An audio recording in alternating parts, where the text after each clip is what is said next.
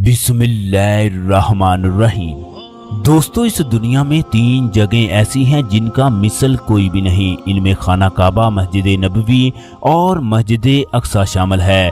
इन तीनों जगहों पर नमाज अदा करना, अल्लाह तबारक व तआला के हजूर अपने गुनाहों की माफिया मांगना इंतहाई अफजल है।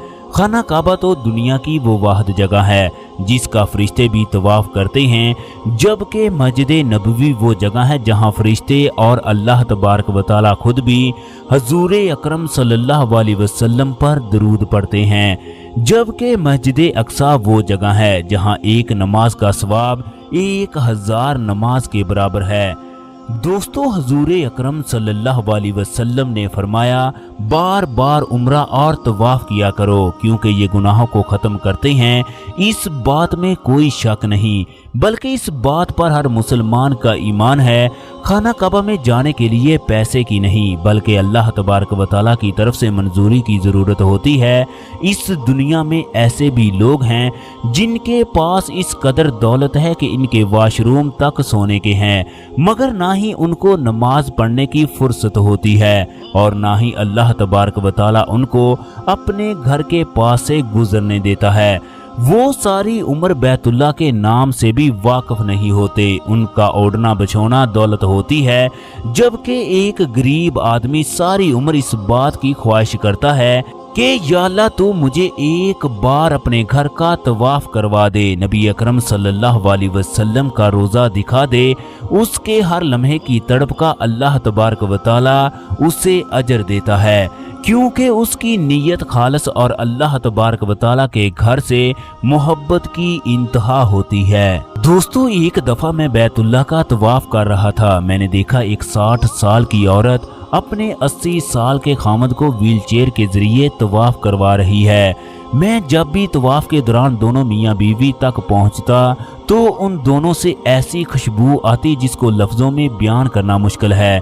हालांकि खुशबू लगाकर तवाफ करना जायज़ नहीं। तवाफ के दौरान मैंने देखा कि खाना काबा के कबूतर भी उनके इर्द गिर्द घूमने लगे। फिर मैंने ऐसा मंजर देखा जिसको देखकर मेरे 14 तबक रोशन हो गए। मैं बेहोश होते होते बचा। मेरे सामने ऐसी मखलूक थी जिनकी रोशनी आसमां तक पहुंच रही थी। उन मखलूक में से एक ने दोनों मियाँ बीवी को अपने परों के साए के जरिए ढांप रखा था। मुझे इस बात का यकीन था कि ये दोनों मियाँ बीवी अल्लाह तबारक व तआला से मोहब्बत करने वाले हैं। मैं इनसे पूछूंगा कि इनको ये रुतबा किस वजह से मिला। मैं जल्दी से तवाफ करने के बाद एक साइड पर बैठकर उनका इंतजार करने लगा। इसके बाद हम लोगों ने सही की, मगर इसी दौरान वो लोग गायब हो गए। मैं परेशान था कि मैं उनसे मुलाकात करके उनसे वो राज जान सकूं जिसकी वजह से इन्हें अल्लाह तबारक व तआला की तरफ से ये रुतबा मिला। चनाचे मैं वहां से एक रेस्टोरेंट पर खाना खाने के बाद होटल की तरफ रवाना हो गया। मैं अभी होटल में दाखिल ही हुआ था कि मुझे वो दोनों मियाँ बीवी मिल गए। मेरी खुशी की इंतहा ना थी। चनाचे मैं उनके पास जाकर उनकी खैरियत पूछने लगा। बात करने पर पता चला कि उनका ताल्लुक पाकिस्तान के शहर पेशावर से है।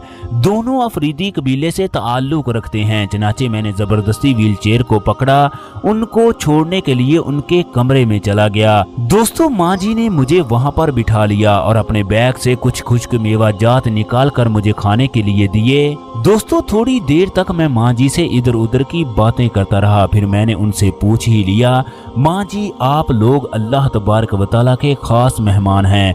मुझे इस बात का अल्लाह तबारक व तआला पर पूरा यकीन है, आप लोग जनती हो। फिर मैंने अपनी आंखों से देखा, सारा हाल माँ जी को बता डाला। माँ जी की आंखों से बे इख्तियार आंसू जारी हो गए। इतने में वो माजूर बुजुर्ग तो सो चुके थे। वो कहने लगी, मैं बताना तो नहीं चाहती, मगर आपने अल्लाह तबारक व तआला की रहमत हमारे साथ देखी, इसलिए मैं आपको बताने लगी हूँ कि शायद किसी का मेरी बातों की वजह से जन्नत का दरवाज़ा खुल जाए। वो बताने लगी कि मेरी शादी को अभी 1.5 माह ही हुआ था।